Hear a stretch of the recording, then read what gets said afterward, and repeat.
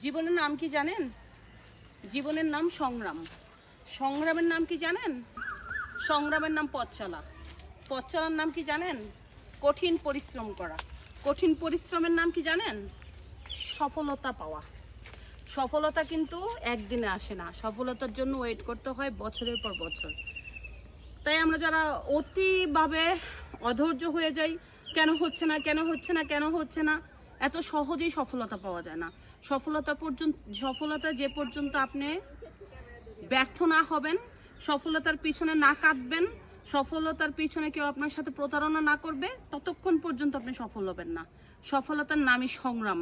আপনি যখন কোনো কাজ শুরু করবেন না, তখন অনেকে আপনার কাছে বলবে এই কাজটা করো না, এই কাজটা তোমার দ্বারা হবে না, এটা জঘন্য কাজ, পিছনে যে হাসাহাসি করবে, মানে সমালোচনা করবে।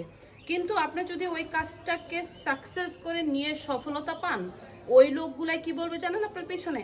আর আমি তো জানতাম ও পারবে, তা আমি জানতাম তোমার পক্ষে সম্ভব, এটা অন্য কারো পক্ষে সম্ভব না, তুমি হইছো বলেই সম্ভব।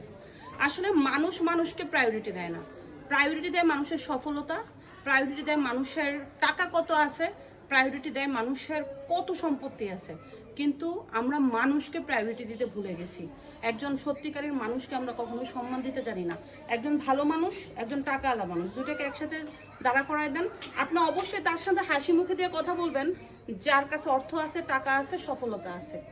কিন্তু আমরা আসলে এর পিছে ছুটতে ছুটতে না, কাছের মানুষ, ভালো মানুষ, আমাদের বিপদে আগলে রাখা মানুষগুলি আমরা হারিয়ে ফেলি। এটাই আমাদের ব্যর্থতা। কেউ আপনাকে কষ্ট দিয়েছে, ক্ষমা করে দেন। কেউ আপনার সাথে প্রতারণা করেছে, ক্ষমা করে দেন। কেউ আপনার সাথে দুর্ব্যবহার করেছেন, ক্ষমা করে দিন। ক্ষমা করবেন এর জন্য, যখন আপনি প্রতিশোধ নিতে চাবেন, আপনি তার থেকে বড় ভুল করে যেতে পারেন। তাই তাকে উপরওয়ালার কাছে ছেড়ে দিন। দেখবেন সময়ের সাথে সাথে আপনার সাথে যারা দুর্ব্যবহার করেছে, ক্ষতি করেছে, প্রতারণা করেছে, এর থেকেও কঠিন খারাপ অবস্থায় তারা পড়বে। আপনি তাদেরকে দেখেন না, আপনি জাস্ট ড্যাম কেয়ার হিসাবে সামনে এগিয়ে যান, সফলতা আপনার আসবে। আমরা আসলে অনেকের সাথে দেখবেন চলার পথে দুর্ব্যবহার করি, প্রতারণা করলে প্রতিশোধ নেওয়ার চেষ্টা করি, খারাপ ব্যবহার করলে পাল্টা অ্যাকশনে যাই। এদের পিছিয়ে দৌড়ায় লাভ কি? এরা তো চাই আপনি ডুবে যান, ক্ষতিগ্রস্ত হন, এর জন্য হিংসা করে। সো এদেরকে বাদ দেন, সামনে এগিয়ে যান। ওরা পিছনেই থাকবে, আপনি এগিয়ে যাবেন।